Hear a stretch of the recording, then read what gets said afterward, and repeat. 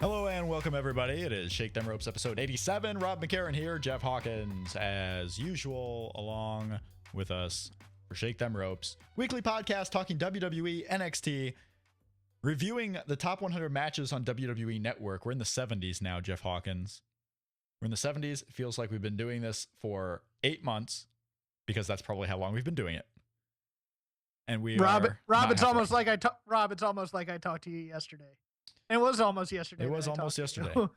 We did a post-elimination chamber show, which people seem to enjoy, so that's a plus. I always like that when people listen and like. Yeah, I like when they enjoy it more than when they hate it. Yes, so, thank you. That's absolutely true. But we are in the mid-70s now on this top 100 reviews. We're going to be doing this for the next 2 years of our lives. If I'm not fired. If he's not fired. Someone suggested, I don't know, it might have been actually Rich Craich of Voices of Wrestling, and someone suggested we throw away the top 100 and just start reviewing a Sid match every week. Because we might be done sooner. I can't watch that many Sid matches. No, because they're all the same. Powerbomb! And talking and screw-ups. We could do Sid promos more than Sid matches. No, back off this bit. You know what number one would be? If we did a hypothetical top 100 Sid promos or Sid moments, the number one moment. Start over. What? That would be the number one moment. When he wanted to start over his promo and they were live. No, that'd be number two. Oh, God. That'd be number two. Number one, the night that Vince Russo began as an on-screen character. The night Eric Bischoff came back, the reset of WCW Nitro. When Sid was the World Heavyweight Champion and Eric Bischoff wanted to take the belt away from him, Sid on top of the stage with the Millionaires Club said, "If you want this belt, come here and take it." And Bischoff, not scared at all by his world champion, says, "Okay," and goes up there and takes the belt. Because why not? That would be my number one Sid moment. Don't make me watch that. No, please. Well, first of all, that Nitro isn't on the WWE Network right now, so you can't. And boy, I've tried to find that moment before. It's really tough to find on the YouTubes and the internet web. The internet out there. You have to find the entire show, the reset episode. It's hard to find. Real quick before we dive in deep into WWE land, go back and watch our review of Fantastics versus the Midnight Express because Tommy Rogers passed away a couple days ago. Tommy Rogers. I've been seeking out Fantastics matches that are not on the network on the internet for the past couple days, and they're all pretty darn good. Yeah, Tommy Rogers of the Fantastics passed away on early Monday. It was early Monday. He was 54 years old. We did just recently, it was only a couple of weeks ago. Yeah, 2 weeks ago. Yeah, we did the Fantastics versus the Midnight Express. I tweeted out a link earlier today. You can follow us on Twitter at Shake Them Ropes, interact with us, and you can go watch our review of that match. The match is on the WWE Network, so if you're a subscriber, you can go watch a few of the Fantastics matches that are up there. Before we start, we're going to talk about some WWE Raw, some of the big things that happened on Raw this week after the Elimination Chamber. We're going to talk a little bit about the matches that are already signed for Money in the Bank, because Money in the Bank is only 10 days away from when we're recording this. We're also recording this a little bit earlier than we usually do on Tuesday. Sometimes we record while SmackDown is being taped, so we can kind of see some of the things and some of the directions that are going on. Tonight on SmackDown, Kevin Owens has an NXT Championship Open Challenge match. So we're going to talk a little bit about who might possibly accept that. We're going to talk a little bit about where does Kevin Owens go here now that he's on the main roster of WWE. And of course, continuing on our top 100 matches, we have Chris Jericho versus Shawn Michaels from WrestleMania 19, match number 76 on our countdown. Match number 76. We're going to talk about that match from WrestleMania 19. Shawn Michaels' first match back at a WrestleMania in like 5 or 6 years. So we're going to talk about all that. But first, what do we have, Jeff? What do you want to talk about first on the Shake Them Ropes? I'll let you pick the first thing. Let's go into Raw. And go into Raw? Thing. Yeah.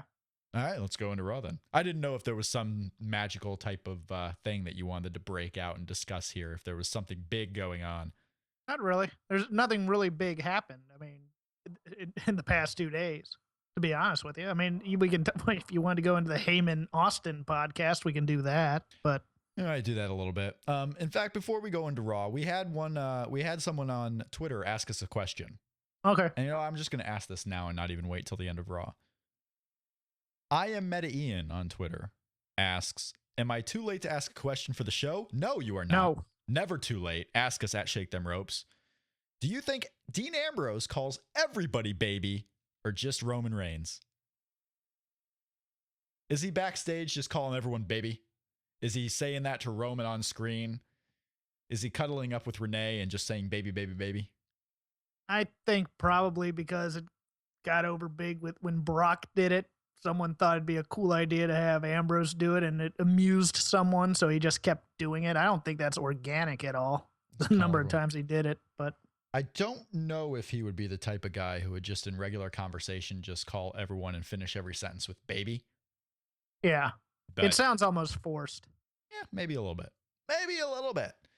This Raw, Dean Ambrose was nowhere to be seen on this Raw until the very end because the storyline theme for this entire episode was from start to finish, Seth Rollins not having his championship, being at first a little crybaby about it, but then standing on his own 2 feet a little bit. I mean, the opening promo of this show had the Authority out there with Seth Rollins demanding his belt back, his property. You had Stephanie McMahon, you had Triple H out there along with Kane and the security force. They're begging Dean Ambrose to come out and give the belt back. Dean Ambrose nowhere to be found. Roman Reigns comes out instead. Dean, you come back here and give the belt back. I'm a rat. That's my Stephanie impression. Shake Them Ropes Theater makes an unplanned appearance. That was a good Stephanie impression. Stephanie McMahon at the drive-thru. Give me my Big Mac now. Don't overcook my fries. Where Paul Heyman is the advocate for Brock Lesnar, Roman Reigns. I'll get you my pretty and your little dog Toto too. Wow, you may have gone a little too far in that one. You may have tried too hard. It was a rule of threes. Just keep going. It probably should have ended a little bit before. I'm just giving you, a little critique enough rope to hang myself. Right? Sure. Yeah. Roman Reigns is the advocate for Dean Ambrose this month. Yes. Roman Reigns comes out to speak for Dean in the most anticlimactic way possible. Here in the opening segment, he just says, "You know what? Dean wants a ladder match." Okay. Congratulations on calling that one, by the way. Well, I mean, whenever you have like a stolen belt or a belt that has no clear champion, because Seth Rollins is the champion, but he doesn't have the belt. When you have something like this, ladder match screams out. And I figure they're going into a ladder match pay-per-view, so it made sense, I guess, so you have a ladder match.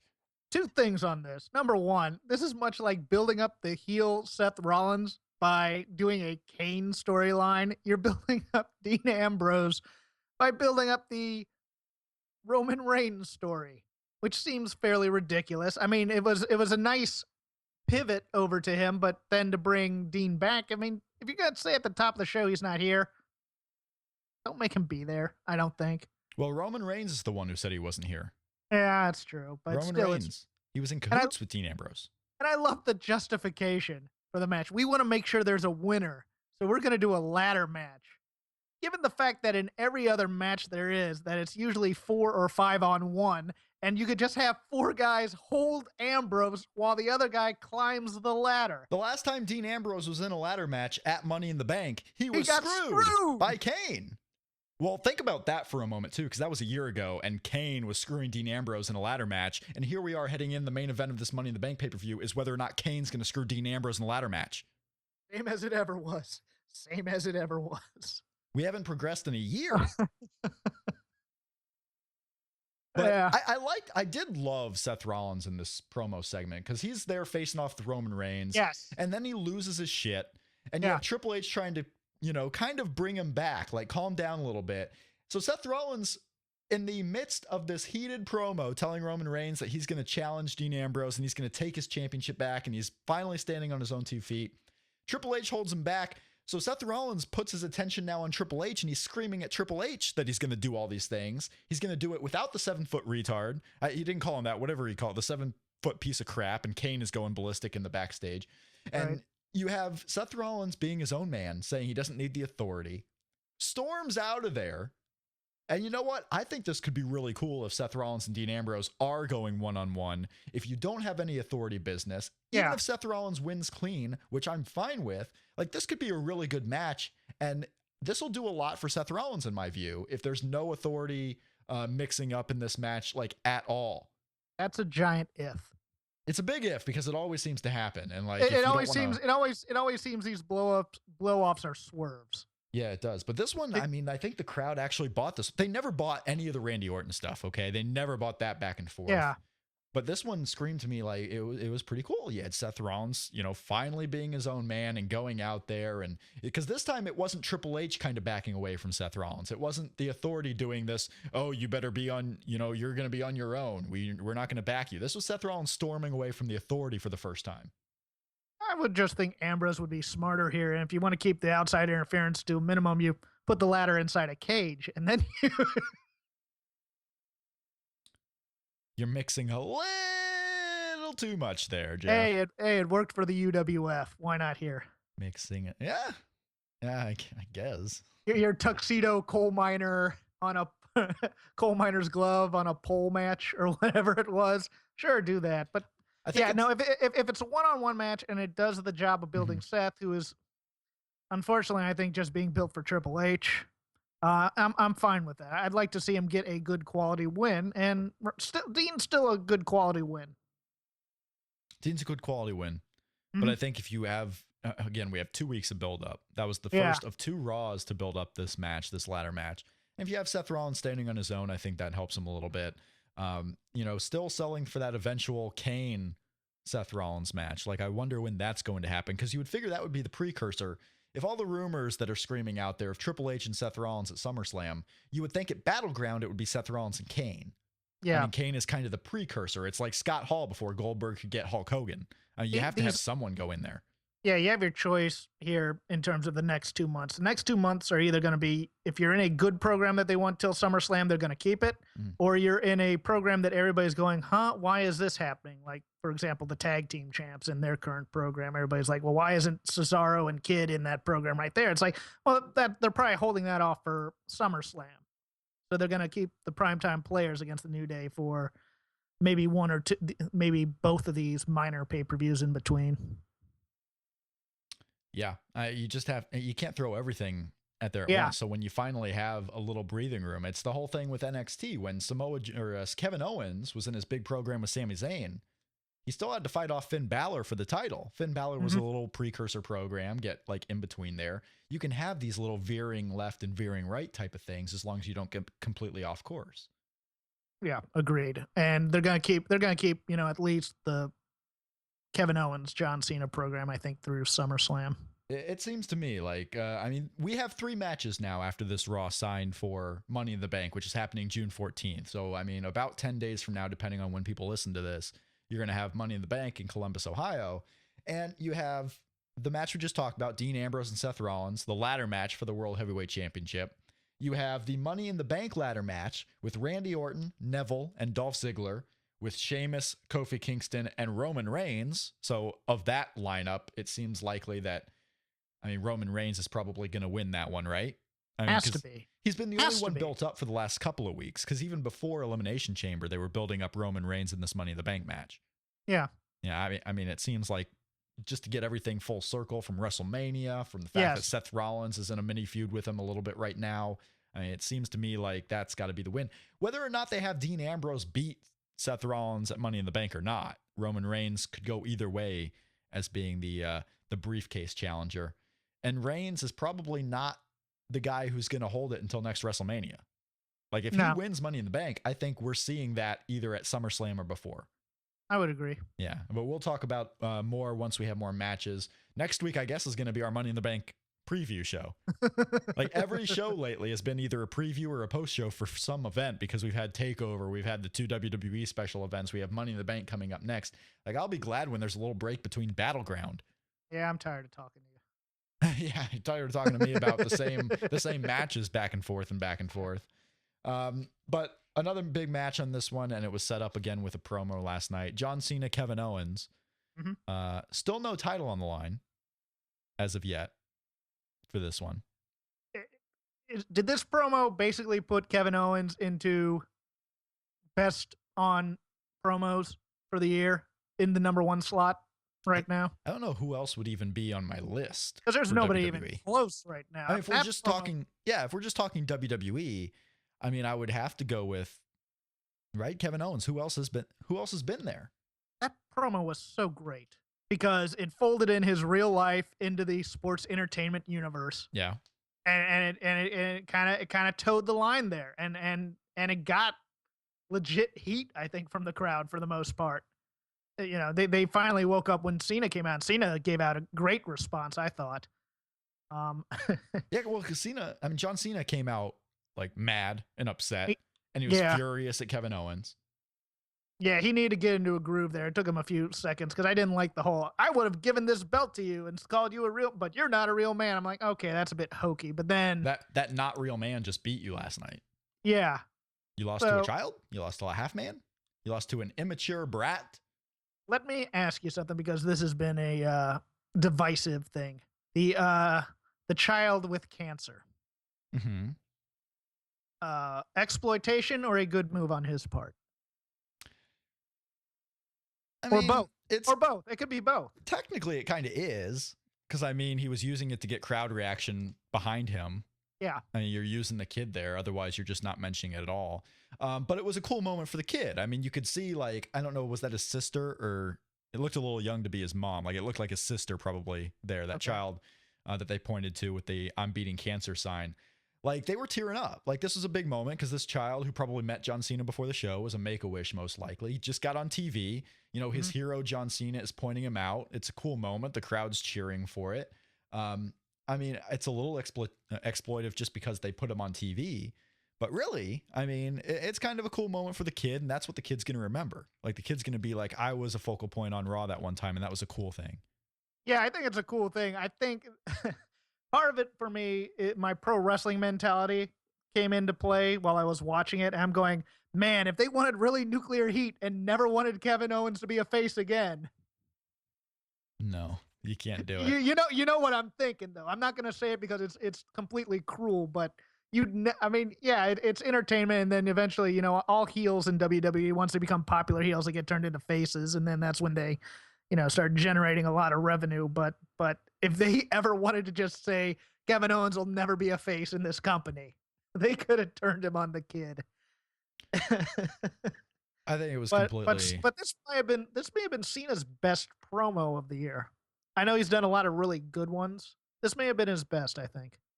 Well, he was intense. I mean, he's not coming out there playing the jokes. He's everything in pro wrestling is exploitive. Everything in a lot of forms of entertainment is exploitive. But I mean, I thought it was a powerful segment. Whether you the loss meant something to him, though. The loss meant something, and this is kind of a first, because in the Rusev program, the losses, they didn't really mean all that much to him. This one it did, and you could tell. And the promos reversed the roles a little bit, because leading up to the first match, Kevin Owens was telling John Cena, okay, don't make these promises to all these people because I'm going to expose that as a lie, and he did. And now John Cena is the one telling Kevin Owens not to make promises, because Kevin Owens out here is making the promise that he is going to beat John Cena again. Yeah, there's a hint of that, almost the Chris Jericho character when he came back wearing the suit, doing what he called the Anton Chigurh homage. The second Shawn Michaels program. Yeah, the second Shawn Michaels program, where he's calling him kind of a fraud that doesn't live up to his word and whatnot. There's a hint of that kind of passive aggressiveness here. But I that promo, as I tweeted our buddy Warren, I go, I hooted during that promo. Well, that was such a great promo. It's cool too, because you bring up now on the main roster Kevin Owens and the fact that he has this son, and if people want to know more about that, they can kind of watch NXT, or they can go back through the history of Kevin Owens, which is cool. But he has a son that he's talking about on national TV that is a big John Cena fan. Yeah. So now you're looking at this guy, and kids are thinking, okay, this guy is so bad that his own son doesn't even like him. Like, his son likes John Cena more. Well, it's not that. I loved the reasoning. I love the reasoning that, well, John Cena was on TV all these years. Yep. I wasn't. Right. That makes me less than you, John, and that's not true. That is such a great. I'm a bad guy, but I'm legitimate in why I'm angry, and it's not just scenery chewing evilness. It's I have a chip on my shoulder. It's great. So great.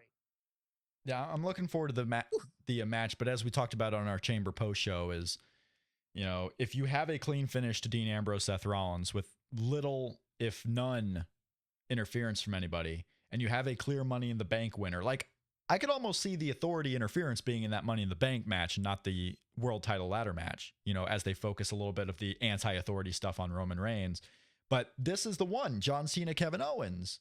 You already had the clean finish at Elimination Chamber. You could do the dirty finish here and keep this program going so Kevin Owens doesn't get a loss and John Cena still doesn't get his win back. You can do the dirty, weird finish here. Yeah, or he could, he could bail and be less of a man and just beat him up, or he could do the tap out real quick and then beat him up afterwards.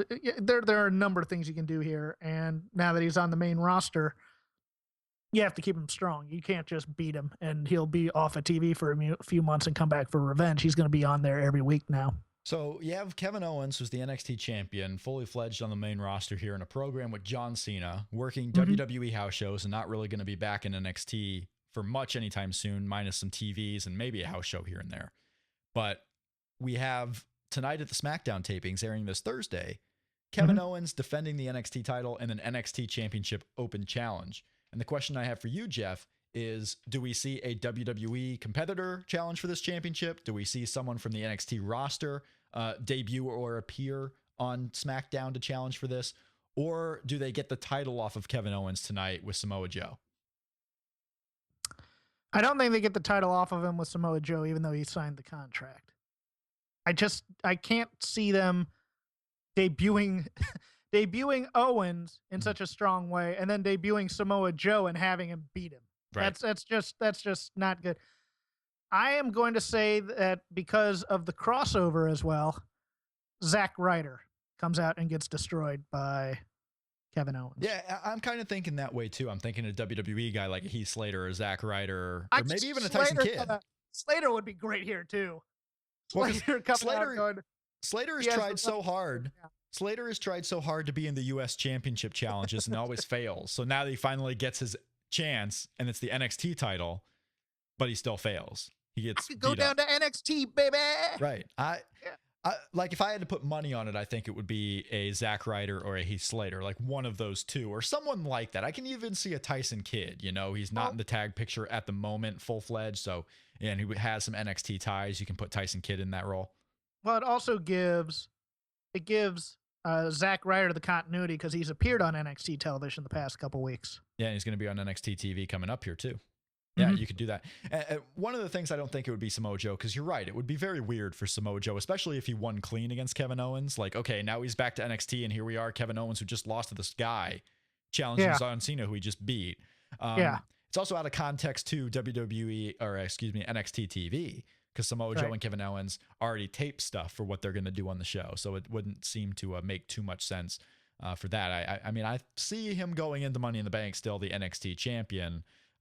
June 18th is the next NXT TV.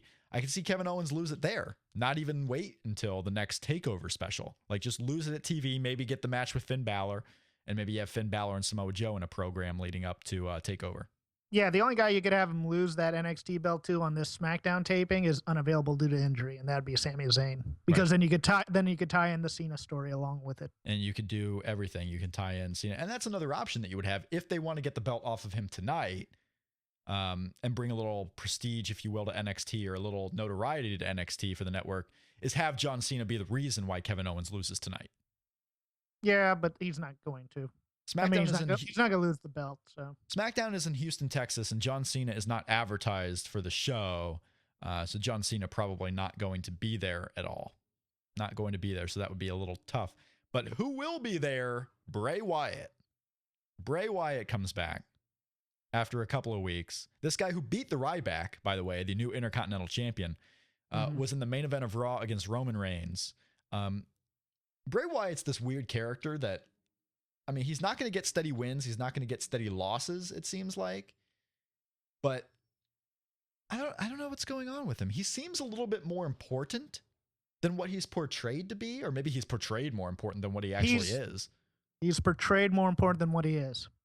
Because he gets the special entrance, he gets the special bug on screen. He gets, he's treated as special, when he opens his mouth, when he does his promos, right up until the moment that the bell rings. And then he's no longer special. It's very odd. It's no longer special. A long match with Roman Reigns last night. Yeah. The main event of Raw. But like this guy has no program because they're obviously not going with the program with Ryback because it seemed to make the most sense. Like Bray Wyatt beats the Ryback and then Ryback wins the title. So now you should have a Bray Wyatt Ryback feud. But no, we're going to get a Ryback and Big Show for the Intercontinental Championship. Yeah. I can't explain it either. I mean, just a way for Ryback to look impressive by doing the shell shock to Big Show because Big Show is not going to win the Intercontinental Championship.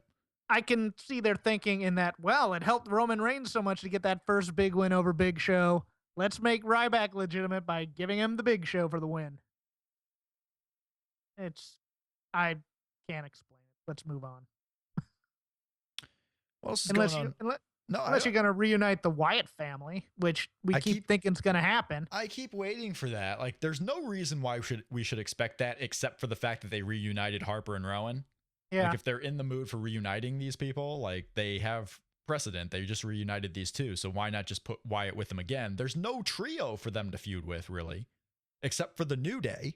So if you're going to put them, I mean, why not trio versus trio? And eventually you have a world tag title match between those guys. But Harper and Rowan have been missing in action. They've been on Superstars and Main Event, but because Main Event doesn't appear on the network and Superstars really is a lost show, no one knows.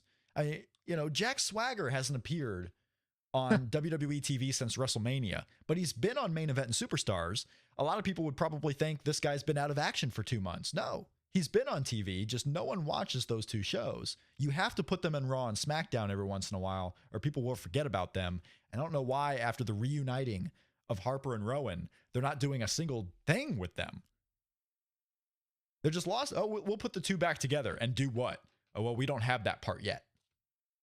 So we'll leave them on here until we have something. And then they never seem to be invested enough to have something.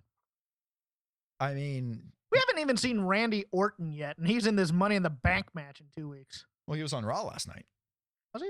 He was. My God, I forgot. He wrestled Sheamus. I think you probably forgot because he was wrestling Sheamus. Because he was wrestling Sheamus. I tend to tune out of Sheamus Raw matches, especially when they go 20 minutes.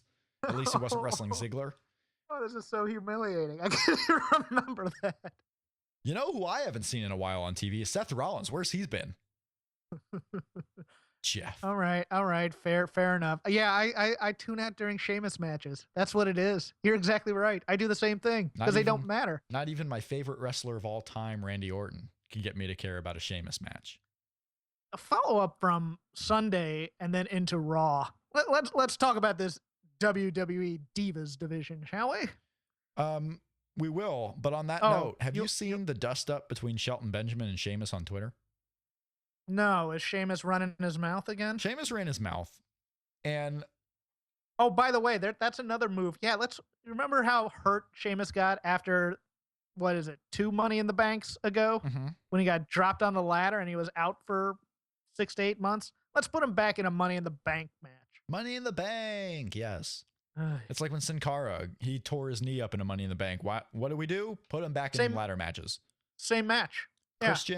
Christian comes back from his head issues for 2 years. His first match is a Money in the Bank ladder match. Seems like these guys always come back from Money in the Bank. Like, how about you just, rehab for an extra month, guys? Daniel Bryan should have rehabbed for an extra month. Get away from the Royal Rumble. Sometimes you take that extra month. Don't be in too much of a hurry to come back. But Sheamus gave an interview like at the start of May and talked about how Shelton Benjamin would repeatedly call him a rookie for like the first couple of years he was in WWE or something like that. Like Shelton Benjamin just showed no respect, called him a rookie, blah, blah, blah. So Shelton Benjamin on Twitter says, "I'm sorry, bro. I didn't remember doing that." Because Shelton Benjamin doesn't care about Sheamus. No one back then cared much about Sheamus. Sheamus was a pet project of Triple H, so I'm sure there was a little bit of resentment there. But Sheamus is not. Sheamus is kind of a hot-headed guy. He's not the most likable by some. I mean, people have told me this. Like people who work for WWE have told me this. Like he's a little bit of a hassle. He's gotten into fights with guys like Yoshi Tatsu and the original Sin Cara, didn't he?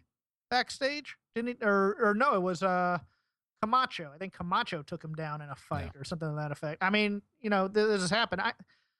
I don't think Shelton meant anything by it, and if he did, it was just kind of like one of those things where he's kind of trying to protect himself because he wasn't really high on the roster at that point either. So it's just one of those things where it's like keeping him in his place so he doesn't get above me, and all that paranoid office politics stuff. But you know what? I mean, what did Sheamus have to say then? Anything? Sheamus hasn't responded to that yet, but I'm sure it was probably, if Sheamus was saying it, it's probably a little hyperbolic. Yeah. Shelton Benjamin has no reason to lie right now. It's not like he's trying to get back into WWE. It's not like he really cares about what Sheamus thinks. He's working Noah, New Japan, all this stuff. So I it's probably somewhere in between. Yeah. And it was a while ago too. So who knows, but little tiny dust up, nothing much to it. But let's talk about this Divas division. Yeah. After all that work, Yeah. Naomi completely out of the picture. Just the worst timing of all. Complete worst timing of all time. Well, not only that, here's a couple other things. Your best wrestler in your Divas division is currently eye candy for your third highest ranked tag team in that division. Not even working a Divas matches of any kind, just coming out as eye candy. I wonder and then you have... When do you think Natalia's last TV match was? I'm going to look it up. You go ahead with your point. I'm going to look up when Natalia's last TV match was. And I bet she's wrestled on Superstars a couple of times, but again, barely counts because who watches that? So I'll look that up, but go ahead with your thoughts. And then last night, you have both Nikki and Paige pre-match cut face promos. And then they both worked the match heel. Mm-hmm. They both worked as heels. And then you get the 800th turn of the Bellas again. Who's turned more in the past 18 months? I posed this question on Twitter. Who's turned more in the past 18 months? Big Show or the Bellas? Well, it's been, I would have to say Big Show. But part of it is just for the fact that the Bellas never really turned. Yes, they did. I mean, they really didn't. When they got the fitness cover, they turned, even though they didn't do anything. They were just coming out and they were soaking up the cheers. It was how the commentary treated them. Yeah. Commentary treated them as faces. And now it's another heel turn, and it's I always consider him heel. It's the same reason, because you were talking about how Paige was the heel going into this triple threat match, and I didn't think so, just because she's still fighting against the Bellas, and the Bellas to me weren't baby faces. Okay. Well, I mean, everybody else thought they were faces except you. I mean, I didn't see it that way. I get how they were portrayed, and how they were portrayed more as the good ones, and how they were telling the fans basically to cheer them. But to me, they never really did anything to deserve that. Well, I mean, you heard the applause that they got, or the pop that they got tonight or last night, Nikki at least, and then they start the match, and immediately Nikki's working heel in the match. Well, and I'm just like, okay. It doesn't surprise me that they're getting cheers and reactions, because Nikki Bella is quite great. Jump on the Nikki Bella bandwagon, people. She's amazing. She is amazing. So we're talking about Natalya in her last TV match. Yeah. She worked a tag match on Main Event on May 12th. Naomi and Tamina against Alicia Fox and Natalya. So Natalya was effectively on the throwaway team, the team of girls they just put together to lose. She lost that match on Main Event. She did a dark match on the May 5th SmackDown, beating Charlotte. So that didn't even make TV. Her last main roster TV match on a SmackDown or Raw was April 21st, losing to Naomi. And before that, it was a three-way against Cameron and Alicia Fox, where Cameron won. That could not have possibly been on SmackDown.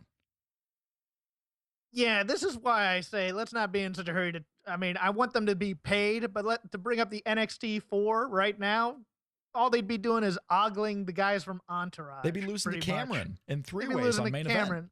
Yeah. I'm trying to find her last singles match on a Raw, and I can't find one. Oh, March 9th. March 9th, she lost to Naomi.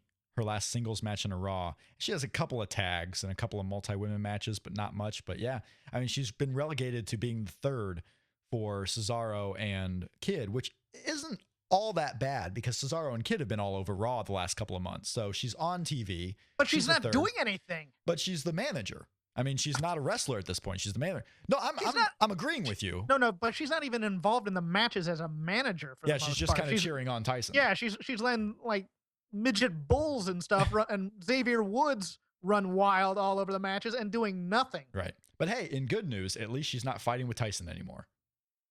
At And least in that whole thing is over. And in bad news, they're making her wear more clothes. So yeah. Admit it. She was showing a bit of skin there for a while, and then all of a sudden it was now it's like, well, she was going into a weird place because she had always looked the same forever, and then, you know, kind of correlating to the push that Cesaro and Kid was getting, she changed up her look quite a bit. I mean, she did the stuff with her hair. She was always more athletic than Sex Kitten. Right. And now you're like, wow, okay, where'd that come from? And then all of a sudden now it's like, well, we need to put a halt to this. It's a little bit too far over that line.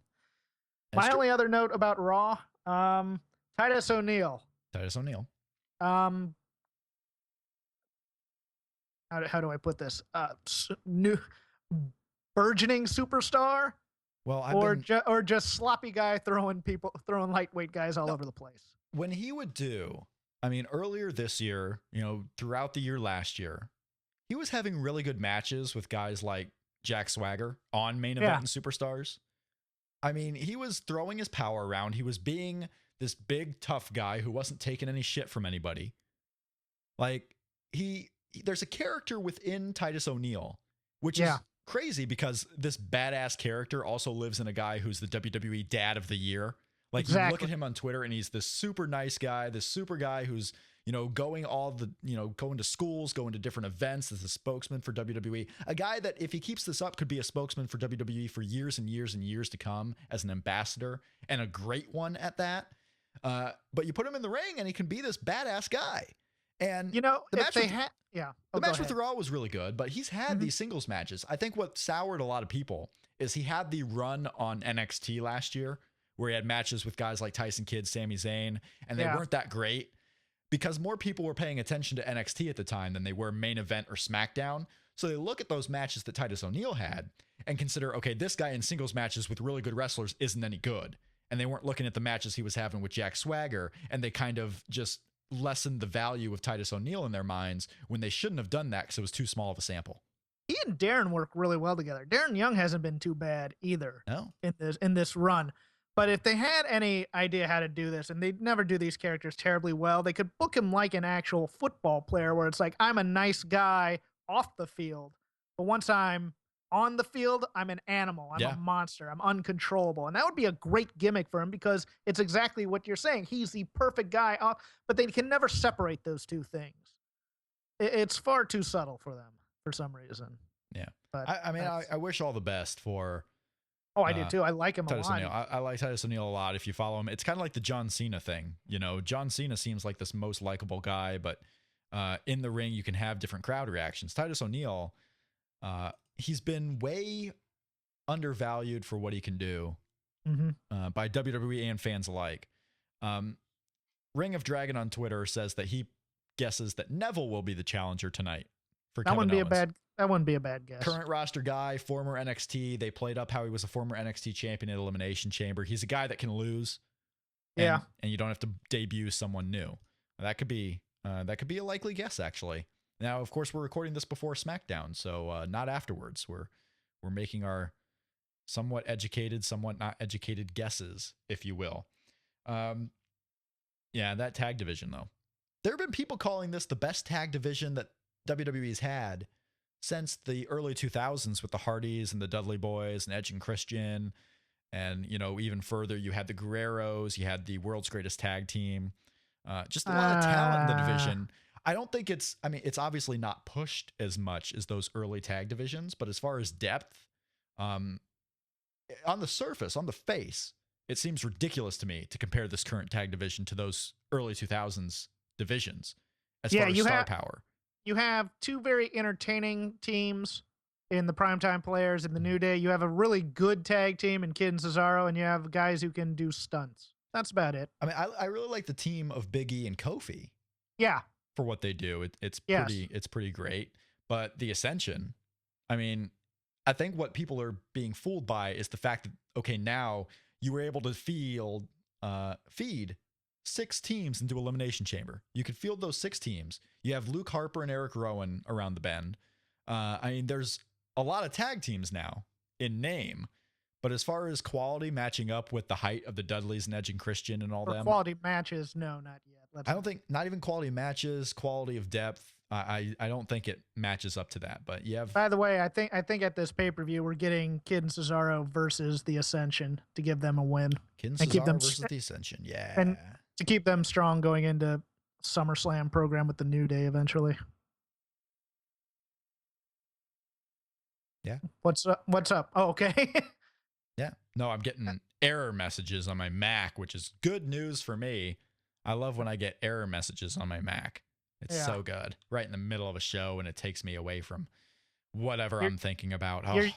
You're usually silencing me or telling me to shut up, and then all of a sudden there's dead air there, and I don't know what to do. No silence. No shut up. None of that today. None of that going on. Let's talk Chris Jericho and Shawn Michaels from WrestleMania 19, shall we? Let us. Chris Jericho was 2-2 going into this WrestleMania. Shawn Michaels making his first appearance since WrestleMania 14, where he lost the WWF Championship. Before we even go into the match, I watched this one. I watched the little bits and pieces here and there of some other stuff going on in WrestleMania 19. After Jericho and Shawn Michaels was Tony Schimmel announcing the WWE's favorite band in the whole world. And can you believe this? Looking back, it seems silly now with the whole PG era. Limp Bizkit was there to sing the WrestleMania theme song of a public traded company, Crack Addict. Crack Addict was being sung, and Tony Schimmel seemed so happy to announce the fact that they're having a song called Crack Addict. Oh, if this at WrestleMania 19. It's a microcosm of everything wrong with the WrestleMania 19, the Seattle WrestleMania, for those of you who need a reference point. Crack Addict. This is an interesting time in Chris Jericho's career because this is where he's basically a mechanic for guys like, I mean, because last WrestleMania, he lost to Triple H. He lost the undisputed title. Mm-hmm. And then now he's in wacky facial hair mode. And for the next 6 years or so, he doesn't even, sniff at the main event. He never really had that main event moment that other guys had. And it always seemed odd to me. He goes on like a 6-year losing streak here before he gets a win over over Edge for the World Heavyweight title. I mean, he was in the main event, but people don't consider it the main event of Mania 18. He was the main event against Triple H for the World Heavyweight Championship. Oh, for that one. But he didn't have the winning moment in the main event. Right. Is what I'm saying. He wasn't the guy. He was even when he was the undisputed champion, Stephanie was getting most of the heat because she was paired with him. So it was a Steph versus Triple H feud. Yeah. Wow. We've never seen that before. Never seen that before. This is a return of HBK. Yep. After injuring his back a few years earlier. Smaller than we remember him. Oh God, yeah, he was super tiny. Yeah, and he would basically stay that way, for the rest of his career. He would stay super tiny. Yeah, you can tell that this WrestleMania is a time capsule of the time it was in because I was watching the pre-thing about it or just leading up to the match. Let's see, the Miller Lite Catfight Girls, concertos. Violence against Stacy Keibler, which you can't have anymore. Mm-hmm. Unnecessary blading. Oh yeah, it was a wonderful, wonderful time. We had Charles Robinson as the referee for this one. I didn't recognize him until they told me it was Charles Robinson. Because he had his hair was cut short. It was a look that you really had never seen for a long time with him as a referee. He didn't have the flowing, gold mane a la that earned him the Lil Nate symbol. He was more brunette than he was different. He was Chuck Robinson. And then on this one, HBK has like a 10-minute entrance. Well, complete with the Johnny B. Bad shooter. All those references or all those entrances were so long because he had Safeco field. I mean, it was a long field, long entrance, and of course it was turned, so you don't have even the long straight shot. You would walk a while and then turn, so you'd have to walk even further. The ramp wouldn't have been as big if they just had a straight shot, but they couldn't do that with the configurations of the ring. You mentioned Shawn Michaels is looking smaller in this one. A long match, 22 minutes, but it could have been paced longer. Like they were pacing themselves for what could have easily been like a 40-minute match Because even at the end of this one, it was worked somewhat slowly. I mean, it was a pretty slow going. Chris Jericho was working holds, and they worked a 10 count out spot during the middle of the match there with the Lion Tamer. I just love that Lawler called that out too at the beginning of the match. It's like, why are they working headlocks and for a feud like this to start out with? And JR just scolds him. It's like, it's a wrestling match. You kind of want to start out with wrestling, don't you? Start with wrestling, and I could see, Jerry's point is there, like they were feuding and whatnot, but the feud was based over who was the better showman and who was the better in-ring wrestler. Because Chris Jericho was calling out Shawn Michaels for like, I'm the new Shawn Michaels. I'm going to be the new Mr. WrestleMania and all this. So Chris Jericho wanted to show that he was the new WrestleMania. He was the new Mr. WrestleMania. So that's why you do it. That's why you have the wrestling holds. But I mean, it was a slower worked match. Really, the pace never picked up to the extreme that you would get on like a main event nowadays on a show with cruiserweights, effectively, where you would get the quicker guys. It never worked up to that pace. Yeah, I need to backtrack. I need to backtrack real quick because as part of the story of this match, it dates back even to the Royal Rumble, where the whole story of this match is HBK is Chris Jericho's hero. Right. And Jericho wants to prove that he's HBK's equal. So at the Royal Rumble, by choice, Shawn Michaels had number 1. And in a triple threat match with Batista and I forget who the other, maybe Rey Mysterio, he won a triple threat being able to pick his own number, and he picked number 2. So he could go in there against Shawn Michaels and fight. And he lasted quite a long time in that Royal Rumble.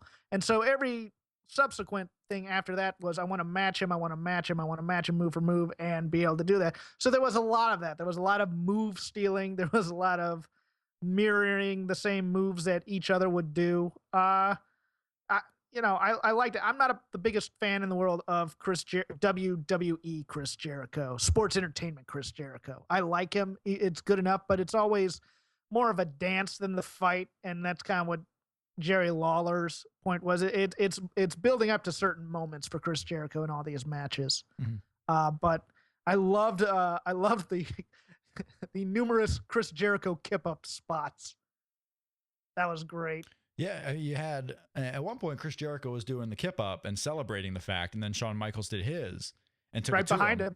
Right behind him, took it to him, and then did another kip up. And Jim Ross is calling, and another one, and another one. He's just kipping up like crazy. Doing all these things, doing the old Shawn Michaels, because more so than almost any other spot except for the super kick, you wanted to see Shawn Michaels do his nip up.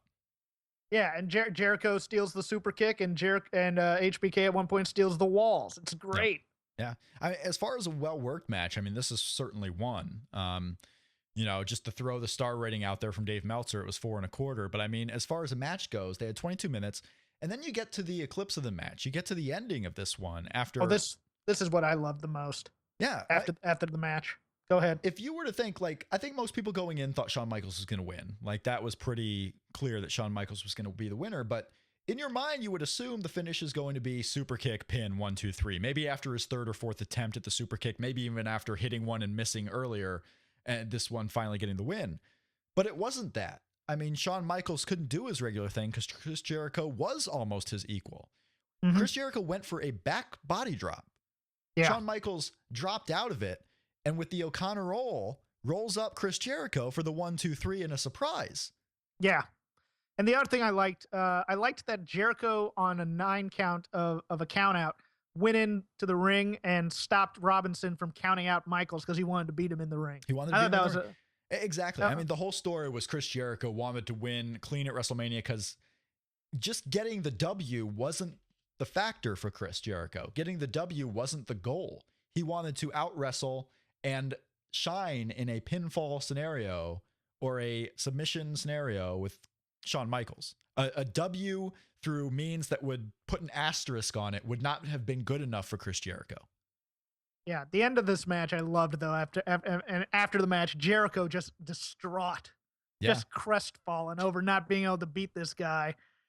And the crowd's cheering and they're hoping for the handshake, and he gives him a hug and he kicks him right in the fellas.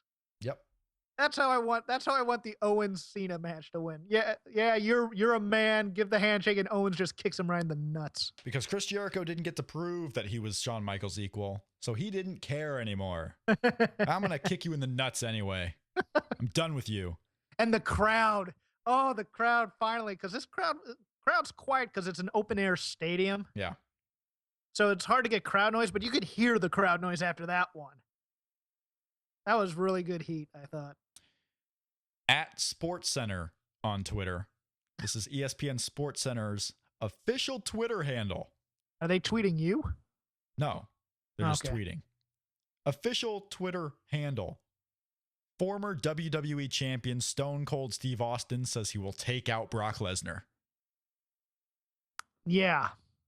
I hope the story continues to say that Stone Cold is going to hide in an alley and just take out the knees of Brock with a tire iron at some point. I mean, this match is going to happen in Dallas, is it not? Steve Austin, Brock Lesnar? I hope not, but it is. I mean, I still think the logical match here is to have the Roman Brock rematch at WrestleMania and have Brock win, or not Brock, have Roman win the title. It seems like this is the year where you should probably do storyline stuff like that and focus on the guys who are going to be your future. But it is Dallas, Texas. It's AT&T Stadium. They got to fill 100,000 people in that place.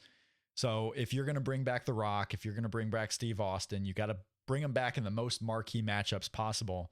And Steve Austin, Brock Lesnar is probably the most marquee matchup possible if you're going to do The Rock and Triple H or The Rock and somebody else.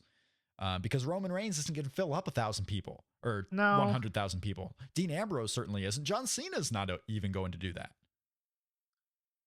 No, but they're not. That's not going to be the main event of the card, I don't think. If That's going to be second from the top. If Steve Austin was coming back against Brock Lesnar, you have to put it on last. Really? Yes. Steve Austin's first match since WrestleMania 19 that we were just talking about. You're not going to put that on last. It's not Sting. Sting is nowhere near what Steve Austin means. If you put a Roman, what you would be doing here, and this is the same company that did put Hulk Hogan and The Rock not on last, so I guess you could put Brock and Steve Austin not on last. But I think they learned their lesson the year that they didn't put Triple H Shawn Michaels and Undertaker when they didn't put that match on last, and then they did the year after. I think they would put Steve Austin on last. I tend to think you put it on third from the top. You could put a cool down match, and then you put the world title match last. And if it's Reigns, it's Reigns, and then you end with that shot in the biggest WrestleMania of all time, as opposed to Steve Austin, who is kind of, for marketing purposes, that does nothing. Because they always want that last shot with the confetti falling. Because Steve Austin would win that match. He would beat Brock Lesnar. Yes. So we think. It always seems funny now that we do these 100% certainties when the fact is Brock Lesnar beat The Undertaker, and we thought that was 100% certainty that Undertaker would win. Brock Lesnar beat him. Steve Austin was more than fine losing what he thought would have been his last match against The Rock. So Steve Austin coming back in Dallas, Texas, if he was paid all the money in the world, I don't see how this guy would, force a victory coming his way. I could see Steve Austin doing the job for Brock Lesnar because Brock Lesnar is the guy that's going to stick around. And Steve Austin is Mr. Smart Guy. He's learned from those. He learned from those who have told him that if you're leaving the territory, you do the job. Yeah, and also the other thing is just because we don't know how good of a match the two can have in terms of how many bumps Austin can take and whatnot, I just can't see them putting this on last if it fails to deliver up to standard.